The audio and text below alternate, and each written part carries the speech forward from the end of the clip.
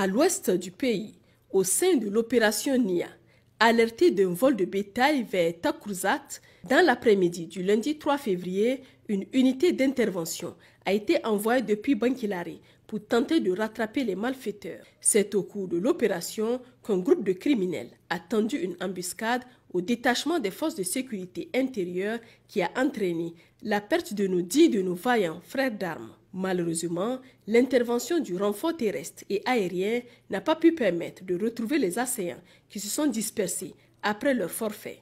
Néanmoins, la zone est restée sous surveillance aérienne jusqu'au lendemain, quand les assaillants, qui ont l'habitude de se regrouper après chaque attaque, ont été la cible de nos vecteurs aériens. Le bilan fait état d'au moins 15 ennemis neutralisés et plusieurs blessés. Dans ces moments douloureux qui a vu la perte d'une dizaine de nos frères d'armes, les plus hautes autorités du pays adressent leurs sincères condoléances aux familles endeuillées et par extension à l'ensemble du peuple nigérien. Malgré cette épreuve, rien ne saurait entamer la détermination et le courage des forces de défense et de sécurité qui restent pleinement engagées à assurer la protection de leurs compatriotes et à restaurer pleinement la souveraineté nationale. Par ailleurs, une unité a mené le 1er février une reconnaissance offensive en direction du village de Bossiégou, situé à environ 2 km au sud-est de Mossipaga. Cette opération a été déclenchée à la suite de renseignements indiquant la présence régulière d'hommes armés non identifiés dans la zone utilisée comme cachette par ces derniers. À son arrivée, la patrouille a constaté que le village était désert. Toutefois, la fouille du village a permis de découvrir et détruire plusieurs motocyclettes. Dans la région de Difa, dans le cadre des opérations de sécurisation menées à l'est du Niger, en début de semaine, lors d'une mission de contrôle de zone, les éléments de la position militaire de Chettimawango ont appréhendé 2 ravitailleurs de l'État islamique en Afrique de l'Ouest. Ces derniers ont été surpris en flagrant délit alors qu'ils livraient des vivres ainsi que du matériel de couchage et de santé à leurs commanditaires. À Bosso, les autorités militaires ont accueilli 2 ex-combattants de Boko Haram qui ont choisi de renoncer à la violence en fuyant les hostilités pour se rendre. Ce geste illustre le retour progressif de certains compatriotes sur la voie de la réintégration. À cette occasion, les autorités réitèrent leur appel à tous les fils et filles du pays attachés à la paix et à la justice à abandonner les hostilités afin qu'ensemble nous puissions construire un Niger fort, uni et résilient dans cette phase de reconquête de notre souveraineté. Dans le cadre de l'opération Almaho, grâce à l'exploitation de renseignements crédibles, nos forces ont procédé à l'arrestation le 2 février sur le marché d'Ayoru d'un individu identifié comme le point focal des bandits armés opérant sur la rive droite entre Ayoru et Bankilare. Lors de son audition préliminaire, il a révélé qu'un véhicule récemment enlevé sur ce tronçon avait été déchargé chez lui avant d'être acheminé vers une destination inconnue.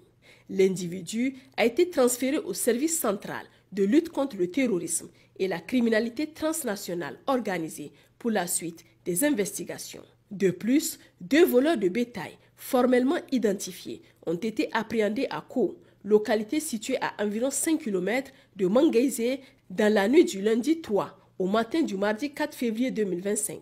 Dans la région de Dosso, une unité de l'opération Damissa, en patrouille dans le secteur de Tanda, près de Gaïa, a arrêté 2 criminels dans la soirée du samedi 1er février 2025. Lors de leur interpellation, un pistolet automatique a été retrouvé en leur possession.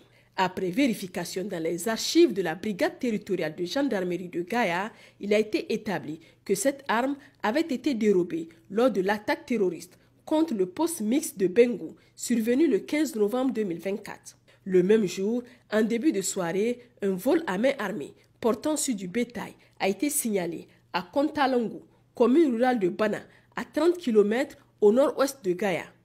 Une dizaine de bandits armés circulant à moto ont emporté le bétail du village.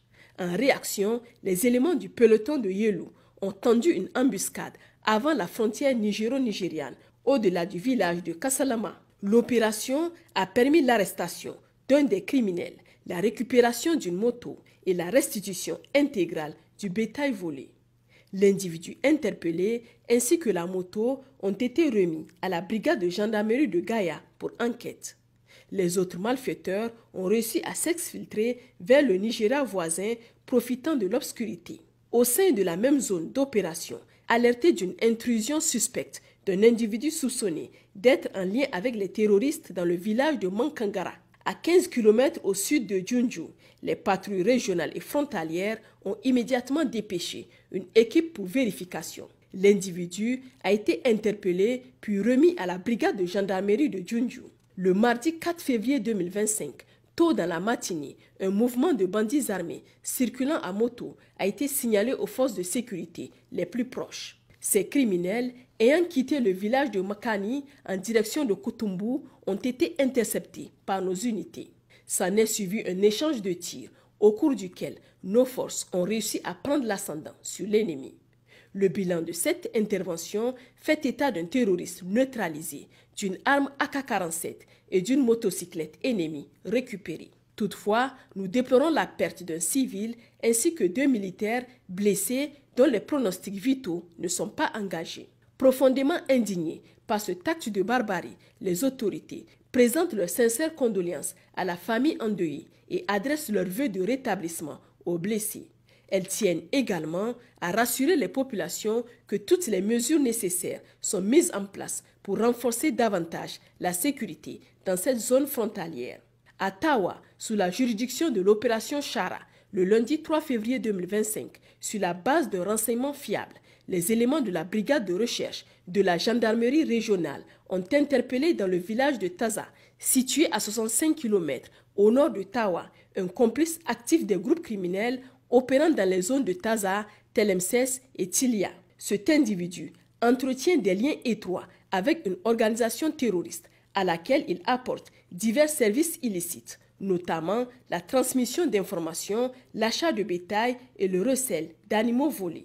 Dans le même secteur, un autre individu suspecté de lien avec des groupes terroristes a été interpellé. Son comportement suspect a révélé une forte connivence avec des groupes armés. Au moment de son arrestation, des objets compromettants ont été retrouvés en sa possession. Il a été remis aux autorités compétentes pour enquête car son téléphone portable a révélé des indices de collaboration avec des groupes criminels.